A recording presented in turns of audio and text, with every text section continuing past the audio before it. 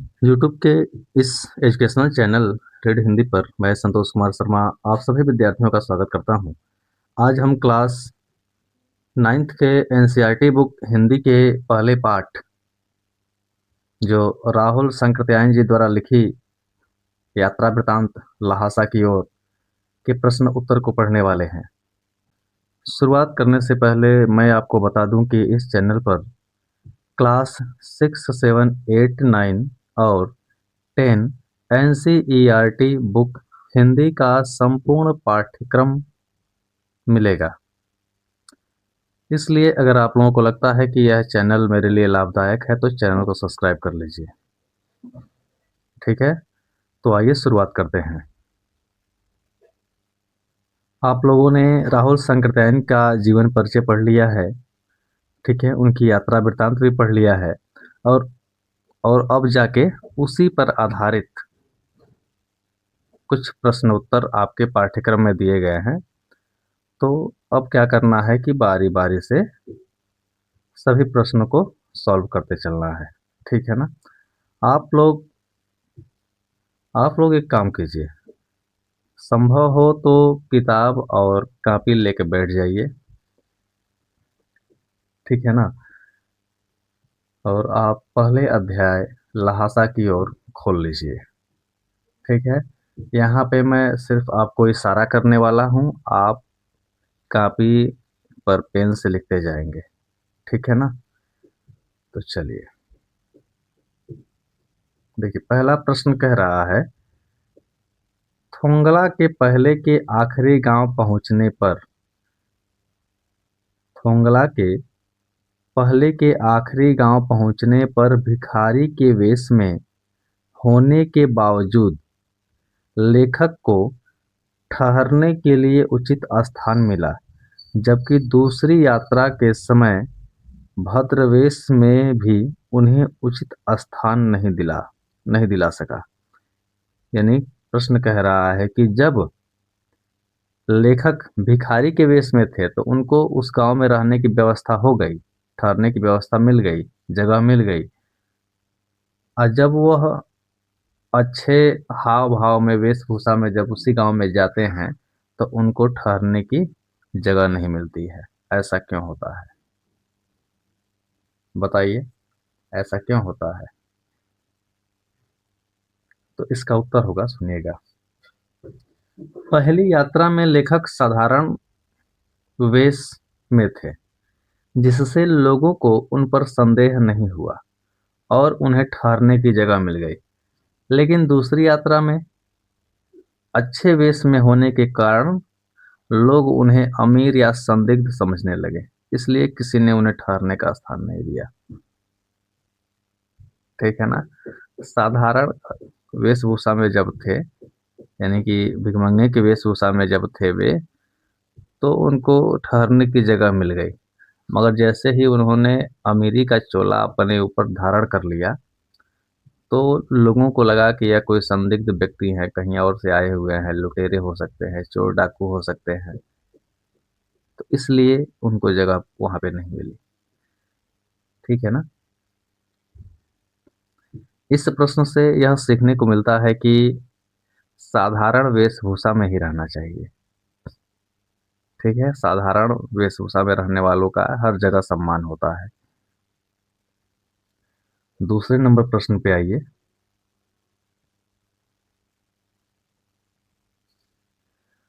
उस समय के तिब्बत में हथियार का कानून न रहने के कारण यात्रियों को किस प्रकार का भय बना रहता था? हथियार का कानून, पहले ही तो समझ लीजिए हथियार का कानून होता क्या है। हथियार का कानून ऐसे कि लोग कितना हथियार रख सकते हैं, कौन कौन से हथियार रख सकते हैं। ठीक है ना। हथियार चलाने के लिए उनके पास लाइसेंस है कि नहीं है। ठीक है ना, इस पर कानून बनता है। तो वहां पे कोई हथियार रखने का कोई कानून नहीं था, जो चाहे जो मर्जी हथियार रख लेता था। ठीक है ना। तो इसका उत्तर क्या हो सकता है? किस प्रकार का भय बना रहता था? तो उस समय तिब्बत में हथियार रखने का कोई सख्त कानून नहीं था, इसलिए लुटेरों और डाकुओं का डर बना रहता था। यात्रियों को हमेशा लूटे जाने या जान का खतरा महसूस होता था। ठीक है ना? ये दूसरे प्रश्न का उत्तर था। तीसरा प्रश्न देखिए। लेखक लंगकोर के मार्ग में अपने साथियों से किस कारण पिछड़ गया? लेखक लंगकोर के मार्ग में अपने साथियों से किस कारण पिछड़ गया? इसका उत्तर लिखिए। लेखक लंगकोर के रास्ते में अपने साथियों से इसलिए पिछड़ गया क्योंकि वह रास्ते में रुककर प्राकृतिक दृश्यों को देखने लगा और नोट्स कॉपी में लिखने लग गया, जिससे उसकी गति धीमी हो गई। इसीलिए वह अपने साथी से पिछड़ गया। ठीक है ना? चलिए अगला प्रश्न। लेखक ने शेखर बिहार में सुमति को उनके यजमानों के पास जाने से रोका, परंतु दूसरी बार रोकने का प्रयास क्यों नहीं किया? प्रश्न कह रहा है कि जब लेखक के साथी सुमति जब पहली बार यजमान के पास अपने जानने पहचानने वालों के पास जब जा रहे थे तो उनको रोक लिए कि न जाओ, परंतु दूसरी बार क्या हुआ कि वो रोके ही नहीं, बोले कि ठीक है जाइए। इसका उत्तर लिखिए। चौथे का उत्तर। पहली बार लेखक ने सुमति को यजमानों के पास जाने से रोका क्योंकि वह समय की बर्बादी समझते थे। ठीक है, लेकिन वही दूसरी बार उन्होंने रोकने का प्रयास ही नहीं किया। क्यों? क्योंकि उन्हें समझ में आ गया था कि सुमति अपने स्वभाव के अनुसार ही काम करेगा और उसे रोकना व्यर्थ है। तो इस प्रश्न से क्या आपने समझा कि मनुष्य अपने स्वभाव के कारण ही प्रसिद्ध होता है। ठीक है ना? तो चलिए अगले प्रश्न पे, पांचवें नंबर को देखिए। अपनी यात्रा के दौरान लेखक को किन कठिनाइयों का सामना करना पड़ा? प्रश्न फिर से पढ़िए। अपनी यात्रा के दौरान लेखक को किन कठिनाइयों का सामना करना पड़ा था? सोचिए सोचिए सोचिए, क्या इसका उत्तर हो सकता है? लिखिए। यात्रा के दौरान लेखक को कई कठिनाइयों का सामना करना पड़ा, जैसे कड़ाके की ठंड, तिब्बत में ठंड पड़ती है, ऊंचे नीचे और कठिन पहाड़ी रास्ते, चढ़ाव उतराव, वो ऊंची ऊंची पर्वत, उनको पार करके जाना, भोजन और रहने की समस्या, लुटेरों का डर, थकान और शारीरिक कष्ट, ये सब लेखक की इनसे लेखक को कठिनाइयों का सामना करना पड़ा। प्रश्न संख्या 6 पे आइए। प्रस्तुत यात्रा वृतांत के आधार पर बताइए कि उस समय तिब्बती समाज कैसा था। प्रस्तुत यात्रा वृतांत के आधार पर बताइए कि उस समय का तिब्बत समाज कैसा था। उस समय की बात कर रहा है, वर्तमान समय की बात नहीं कर रहा है। ठीक है, इसका उत्तर लिखिए। उस समय का तिब्बती समाज सरल, धार्मिक और परंपरागत था। लोग बौद्ध धर्म को मानते थे, अतिथि सत्कार भी करते थे, लेकिन साथ ही कुछ जगहों पर असुरक्षा और डर का माहौल भी था। प्रश्न संख्या 7। मैं अब पुस्तकों के भीतर था। मैं अब पुस्तकों के भीतर था। नीचे दिए गए विकल्पों में से कौन सा विकल्प इस वाक्य का अर्थ बतलाता है? सही अर्थ क्या हो सकता है? आपके पास विकल्प है। लेखक पुस्तकें पढ़ने में रम गया, यह होगा, या फिर लेखक पुस्तकों की शेल्फ के भीतर चला गया, यह होगा, या फिर लेखक के चारों ओर पुस्तकें ही थीं, या फिर पुस्तकों में लेखक का परिचय और चित्र छपा था। बताइए, क्या हो सकता है? क्या हो सकता है इस प्रश्न का उत्तर? तो लेखक के चारों ओर पुस्तकें ही थी। ठीक है ना? लेखक के चारों ओर पुस्तकें ही थी, इसका अर्थ हो जाएगा मैं अब पुस्तकों के भीतर था। ठीक है ना? चलिए आगे देखिए। रचना और अभिव्यक्ति। हेडिंग देखिए, रचना और अभिव्यक्ति। यह भी एक प्रकार का प्रश्न है, इसका भी उत्तर आप लोगों को देना है। तो प्रश्न क्या कह रहा है? सुमति के यजमान और अन्य परिचित लोग लगभग हर गांव में मिले। इस आधार पर आप सुमति के व्यक्तित्व की किन किन विशेषताओं का चित्रण कर सकते हैं? यानी कि सुमति के रिश्तेदार या फिर जानने पहचानने वाले लोग हर गांव में थे। तो आप सुमति के बारे में उनके व्यक्तित्व की कौन कौन सी विशेषता बता सकते हैं? सोचिए। चलिए लिखिए। प्रश्न संख्या 8 का उत्तर हो जाएगा, हेडिंग डाल लीजिए, सुमति की व्यक्तित्व की विशेषताएं।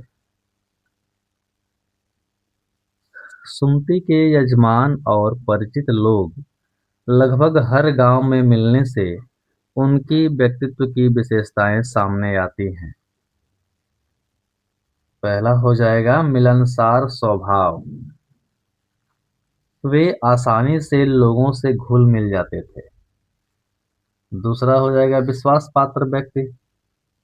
लोग उन पर भरोसा करते थे। तीसरा हो जाएगा सहायक और उदार व्यक्ति। दूसरों की मदद करने वाले थे। चौथा हो जाएगा लोकप्रियता। हर जगह उनके जानने वाले थे, जिससे उनकी प्रसिद्धि का पता चलता है। ठीक है, अगले प्रश्न को देखिए। हालांकि उस वक्त मेरा भेष ऐसा नहीं था कि उन्हें कुछ भी ख्याल करना चाहिए था। उक्त कथन के अनुसार हमारे आचार व्यवहार के तरीके वेशभूषा के आधार पर तय होते हैं। आपकी समझ में यह उचित है या अनुचित, विचार व्यक्त करें। कह रहा है कि उस वक्त, लेखक कह रहा है उस वक्त मेरा भेष ऐसा नहीं था कि उन्हें कुछ भी ख्याल करना चाहिए था। ठीक है, जबकि मैं वैसा तो था नहीं, लुटेरा तो था नहीं, डाकू तो था नहीं, चोर तो था नहीं जब मैं उस गांव में गया था। तो फिर लोगों ने मुझे रहने के लिए जगह क्यों नहीं दिया? क्या किसी को कपड़ों से, उसके वेशभूषा से, उसके पहनावे से आंका जा सकता है? आपको विचार करके बताना है कि किसी की वेशभूषा, किसी के कपड़े पहनावे को देखकर क्या आप उसको अनुमान लगाते हैं कि यह चोर है, अमीर है, गरीब है, डाकू है? क्या उसको देखकर कहना चाहिए कि यह चोर है? अगर जैसे मान लीजिए, अगर किसी ने पुलिस का कपड़ा पहन लिया, तो क्या उसको कपड़े से आप देख कर पहचान जाएंगे कि यह पुलिस है? कपड़ा तो कोई भी पहन सकता है ना। हाँ, मेरी समझ से केवल वेशभूषा के आधार पर किसी के साथ व्यवहार करना अनुचित है। वेशभूषा की किसी की असली पहचान नहीं होती। व्यक्ति का चरित्र, व्यवहार और विचार अधिक महत्वपूर्ण होते हैं। कई बार साधारण कपड़े पहनने वाले व्यक्ति भी महान हो सकते हैं। इसलिए हमें बाहरी रूप से नहीं, बल्कि व्यक्ति के गुणों के आधार पर व्यवहार करना चाहिए। आई बात समझ में? लिख लिया? अगला प्रश्न। अगला प्रश्न देखिए, 10वां नंबर। यात्रा वृत्तांत के आधार पर तिब्बत की भौगोलिक स्थिति का शब्द चित्र प्रस्तुत करें। यात्रा वृत्तांत के आधार पर तिब्बत की भौगोलिक स्थिति का शब्द चित्र प्रस्तुत करें। वहाँ की स्थिति आपके राज्य शहर से किस प्रकार भिन्न है? इसका उत्तर देना है, विचार कीजिए। आपका गांव शहर कैसा है और लेखक के अनुसार तिब्बत कैसा है, और आपके गांव शहर और तिब्बत में क्या अंतर है, इसको जरा बताइए। तो लिखिए प्रश्न संख्या 10 का उत्तर। तिब्बत की भौगोलिक स्थिति, यह एक ऊंचा और ठंडा पठारी क्षेत्र है। ठीक है ना? तो क्या आपके वहां भी ठंडा पड़ता है हमेशा? बोलिए। नहीं ना? तो सबसे पहले एक तो अंतर यह हो गया। और चारों ओर ऊंचे ऊंचे पर्वत और बर्फ से ढकी हुई चोटियां हैं। चारों तरफ ऊंचे ऊंचे पर्वत है, पहाड़ हैं। क्या आपके गांव शहर में ऐसे ही पहाड़ हैं? तो नहीं, इसलिए दोनों में अंतर है। यहाँ की हवा पतली और शुष्क होती है। ठीक है ना? यहाँ पे ऑक्सीजन की कमी होती है, हवा पतली होती है, पेड़ कम होंगे तो हवा कम पतली ही होगी। बर्फ है तो ठंडी ही होगी हवा। ठीक है ना? पेड़ पौधे कम होंगे, जमीन अधिकतर बंजर होगी, वहां पे सांस लेने में दिक्कतें होंगी, क्योंकि हवा ही नहीं रहेगा, कम रहेगा तो सांस लेने में दिक्कत नहीं होगा। जैसे जैसे आदमी ऊंचाई पे चढ़ता जाता है, ऑक्सीजन की कमी होती जाती है। तो क्या आपके वहां भी यही हाल है? कम पेड़ है, आपके यहाँ की जमीन बंजर है, खेती नहीं होती, होती है ना? तो इस प्रकार दोनों में अंतर है। चलिए।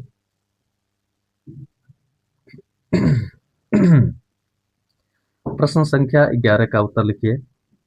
11 प्रश्न संख्या पढ़िए। प्रश्न संख्या 11। आपने किसी भी आपने भी किसी स्थान की यात्रा अवश्य की होगी। यात्रा के दौरान हुए अनुभवों को लिखकर प्रस्तुत करना है। अगर आप कहीं यात्रा करने गए होंगे, घूमने गए होंगे, तो वहाँ के विषय में आपको लिखना है। कैसे लिखना है? जैसे मैं बता रहा हूँ। मैंने एक बार अपने परिवार के साथ वाराणसी की यात्रा की। वहाँ के घाटों और गंगा नदी का दृश्य बहुत सुंदर लगा।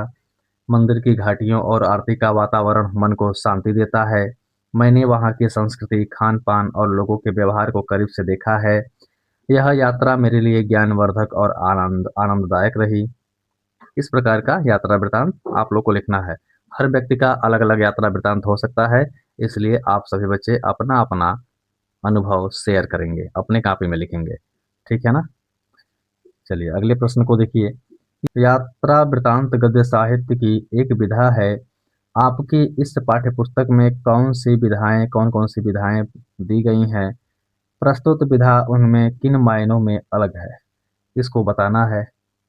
ठीक है ना? सबसे पहले आपकी पाठ्य पुस्तक में कौन कौन सी विधाएं दी गई हैं, तो लिखिए उत्तर में। हमारी पाठ्य पुस्तक में कहानी, कविता, निबंध और जीवनी विधा दी गई है। ठीक है? अब हेडिंग डालिए अब। यात्रा वृतांत और अन्य विधाओं में अंतर। इसमें लिखिए, यात्रा वृतांत में लेखक अपने वास्तविक अनुभव लिखता है। इसमें स्थान, प्रकृति और लोगों का जीवंत वर्णन होता है, जबकि कहानी में कल्पना होती है, कविता में भावना होती है और निबंध में विचार होता है। ठीक है? चलिए प्रश्नों की इस श्रृंखला को आगे बढ़ाते हुए हम चलते हैं भाषा अध्ययन। यहाँ आइए, ध्यान दीजिएगा। यहाँ पर सभी बच्चे लोग यहाँ पे ध्यान देंगे। यह बात हमेशा आप लोगों से बताई जाती है कि किसी भी बात को अनेकों प्रकार से कहा जा सकता है। आप लोग नोट्स बना लेते हो, किताब ले लेते हो और रट्टा मार मार के पढ़ाई करते हो, रट लेते हो। किताब में आप लोग सोचते हो किताब में जैसा लिखा है वैसे ही हम परीक्षा में लिख देंगे तो हमको ज़्यादा नंबर मिल जाएगा। ठीक है ना? तो ज़रा आप बताइए, ज़्यादा नंबर के चक्कर में अगर आप लोगों ने रट्टा मार के याद कर लिया तो हो सकता है कि परीक्षा हाल में भूल जाए, रट्टा मार लेंगे तो। तब तो ज़्यादा नंबर के चक्कर में कम नंबर आ जाएगा।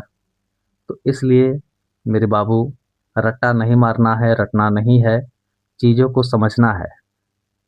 ठीक है ना? समझ लेंगे तो हमेशा याद रहेगा, भूलेगा नहीं। और समझ लेंगे तो अपने विचार के अनुसार, अपने जैसा मन करेगा वैसे लिख देंगे। अपने मन का मतलब कि आप जिस प्रकार से लिखना चाहेंगे, जैसा शब्द इस्तेमाल करना चाहेंगे, जिस भाव में लिखना चाहेंगे, जिस वाक्य में लिखना चाहेंगे, आप लिख लेंगे। ठीक है ना? तो रट्टा नहीं मारना है। वही यहाँ पे दिया हुआ है। किसी भी बात को अनेक प्रकार से कहा जा सकता है। जैसे सुबह होने से पहले हम गाँव में थे। सुबह होने से पहले हम गाँव में थे। अब देखिए, इसी वाक्य को, इसी बात को कई तरीकों से बोला जा सकता है। पाँव फटने वाली थी कि हम गाँव में थे। तारों की छाँव में रहते-रहते हम गाँव पहुँच गए। ठीक है ना? यानी बात तो वही है। पहुँचना बता लेखक बता रहा है कि हम गाँव में पहुँच गए थे सुबह में, मगर उसी बात को कई तरीके से बताया। अब ज़रा बताइए कि अगर आप रट्टा मारेंगे, तो एक ही तरीके से ना लिख पाएँगे? बोलिए। तो रट्टा नहीं मारना है। आप अपनी बात को जैसे समझाना चाहते हैं, वैसे समझा सकते हैं, लिख सकते हैं। ठीक है? नीचे दिए गए वाक्यों को अलग-अलग तरीके से लिखना है। अलग-अलग तरीके से लिखना है। जान नहीं पड़ता था कि घोड़ा आगे जा रहा है या पीछे। एक शब्द मिल गया है, इसको आप लोग अलग-अलग तरीके से लिखकर बताना है। यह आप लोग का होमवर्क है, प्रयास करना है। ठीक है ना? अगला प्रश्न देखिए। ऐसे शब्द जो किसी अंचल यानी क्षेत्र विशेष में प्रयुक्त होते हैं, उन्हें हम आंचलिक शब्द कहते हैं। प्रस्तुत पाठ में आंचलिक शब्द ढूंढकर लिखना है। प्रस्तुत पाठ में आंचलिक शब्द ढूंढकर लिखना है। ठीक है? तो लिखिए इसका उत्तर। आप लोग, हम बता रहे हैं, लिख लीजिए। आप लोग भी खोज लीजिएगा, हो सकता है कुछ और मिल जाए। ठीक है ना? यजमान, भोटिया, लामा, च्यांग, खच्चर। हो गया? प्रश्न संख्या 15 पे आ जाइए। प्रश्न संख्या 15। पाठ में कागज अक्षर मैदान के आगे क्रमशः मोटे, अच्छे और विशाल शब्दों का प्रयोग हुआ है। इन शब्दों से उनकी विशेषता उभर कर आती है। पाठ में से कुछ ऐसे ही और शब्द छांटना है जो किसी की विशेषता बता रहे हों।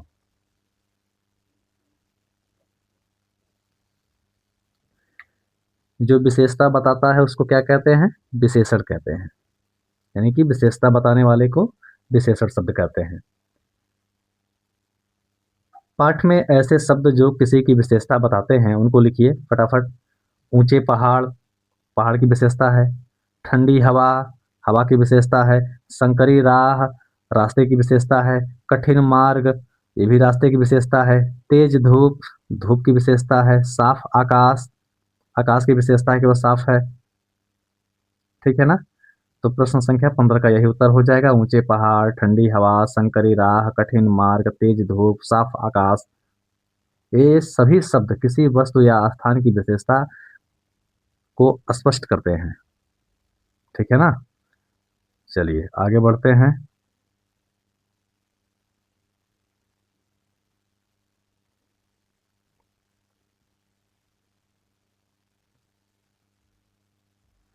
यहाँ देखिए, अपठित गद्यांश को पढ़कर दिए गए प्रश्नों के उत्तर दीजिए।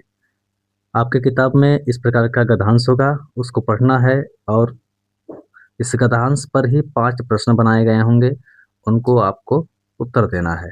तो चलिए आप लोग मेरे साथ फटाफट किताब खोल लीजिएगा, गद्यांश को पढ़ लीजिए, ठीक है? चलिए जल्दी-जल्दी सरसरी नज़र से हम लोग पढ़ लेते हैं। आम दिनों में समुद्र किनारे के इलाके बेहद खूबसूरत लगते हैं। समुद्र लाखों लोगों को भोजन देता है और लाखों उससे जुड़े हुए दूसरे कारोबार में लगे हैं। दिसंबर 2004 को सुनामी या समुद्री भूकंप से उठने वाली तूफानी लहरों के प्रकोप ने एक बार फिर साबित कर दिया कि कुदरत की यह देन सबसे बड़े विनाश का कारण भी बन सकती है। प्रकृति कब अपने ही ताने बाने को उलट कर रख देगी कहना मुश्किल है। हम उसके बदलते मिजाज को उसका कोप कह ले या कुछ और, मगर यह अबूझ पहेली अक्सर हमारे विश्वास के चिथड़े कर देती है और हमें यह एहसास करा जाती है कि हम एक कदम आगे नहीं 4 कदम पीछे हैं। एशिया के एक बड़े हिस्से में आने वाले उस भूकंप ने कई द्वीपों को इधर-उधर खिसकाकर एशिया का नक्शा ही बदल डाला। प्रकृति ने पहले ही अपनी ही दी हुई कई अद्भुत चीजें इंसान से वापस ले ली हैं, जिसकी कसक अभी तक है। दुख जीवन को मांझता है, ठीक है ना?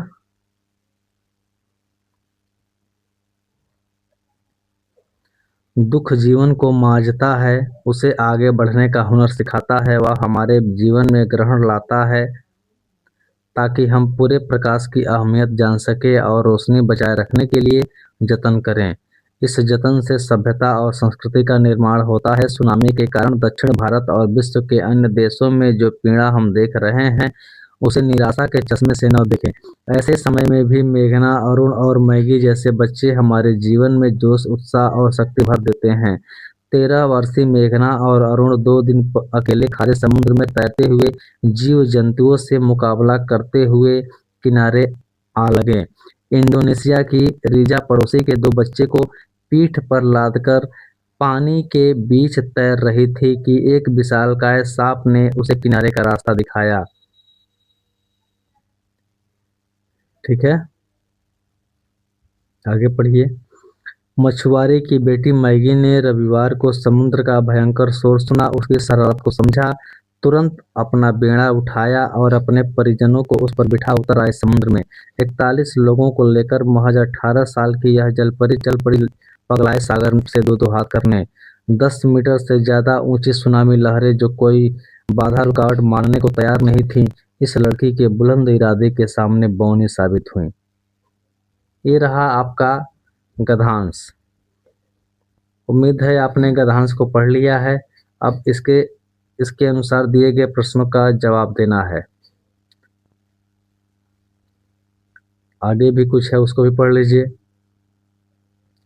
जिस प्रकृति ने हमारे सामने भारी तबाही मचाई है, उसी ने हमें ऐसी ताकत और सूझ दे रखी है कि हम फिर से खड़े होते हैं और चुनौतियों से लड़ने का एक रास्ता ढूंढ निकालते हैं। इस त्रासदी से पीड़ित लोगों की सहायता के लिए जिस तरह पूरी दुनिया एकजुट हुई है, इस बात का सबूत है कि मानवता हार नहीं मानती। चलिए नीचे प्रश्न दिया गया है, इसका आप लोग को उत्तर देना है फटाफट। चलिए बताइए, पहला प्रश्न देखिए, पहले प्रश्न को देखिए। पहला प्रश्न क्या कह रहा है? कह रहा है कौन सी आपदा को सुनामी कहा जाता है? बताइए, सुनामी किसको कहते हैं? अच्छा चलिए बताइए, सुनामी आता कहाँ है? सुनामी तो समुद्र में आता है, तो उत्तर हो जाएगा समुद्र में भूकंप से उठने वाली बड़ी लहरों को सुनामी कहते हैं। समुद्र में उठने वाली बड़ी लहरों को सुनामी कहते हैं। दूसरे प्रश्न को देखिए। दुख जीवन को मांझता है, उसे आगे बढ़ने का हुनर सिखाता है। इसका क्या आशय हो सकता है, क्या अर्थ हो सकता है? दुख जीवन को मांझता है, गद्यांश में देखिए कहाँ है दुख जीवन को मांझता है। दुख जीवन को मांझता है, देखिए यहाँ पर, यहाँ देखिए दुख जीवन को मांझता है, उसे आगे बढ़ने का हुनर सिखाता है। ठीक है ना, मिल गया उत्तर। बताइए इसका उत्तर क्या होगा, नहीं इसका अर्थ क्या होगा। दुख मनुष्य को क्या करता है, मजबूत बनाता है। दुख मनुष्य को मजबूत बनाता है और जीवन में आगे बढ़ने की सीख देता है।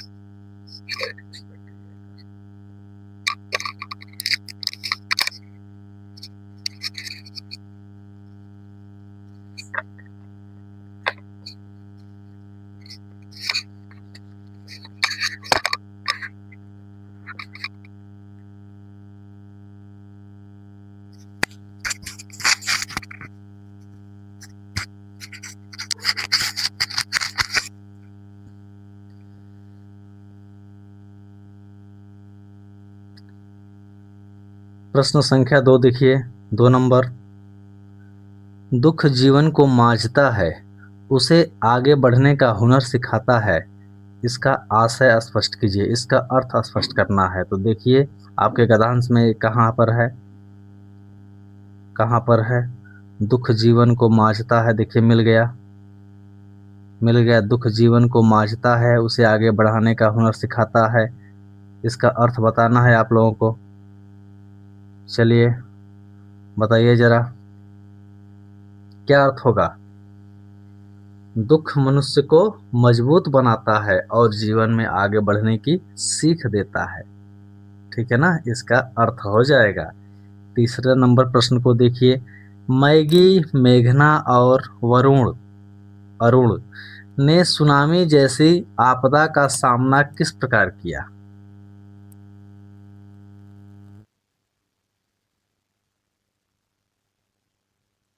बताइए। अभी मैगी कहानी पढ़ा आपने, मेघना को कहानी पढ़ा और अरुण की कहानी पढ़ा, पढ़ा ना। तो जरा बताइए क्या होगा। कहाँ दिया है मैगी, मेघना और अरुण। देखिए यहाँ देखिए, यहाँ आपको मेघना मिल गई, मेघना वरुण, ठीक है ना। और मैगी कहाँ है,